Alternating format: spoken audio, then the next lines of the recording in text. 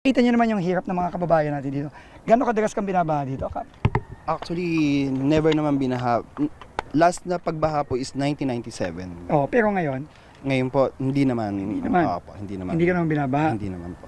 Hindi ka ba nagulat na may ginagawang flood control dito? Actually, hindi naman po kasi medyo, ito po kasing area ng Casa Vista is medyo mababa kaya may possible din May talagang possible. bahain. Pero ito talaga, wala to last year. Ito. Yes po, Wala bali yung mga dulo lang po at saka yung simula. Pero yung pinaka-gap, wala po. So, this is almost a 100 million project. Okay, 100 million. Ito talaga, ninakaw yung 100 million na yan. Ninakaw yon. Wala eh. Wala ito eh.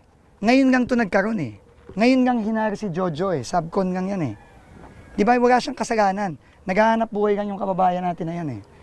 Pero itong hayop na wawaw na ito, at yung kung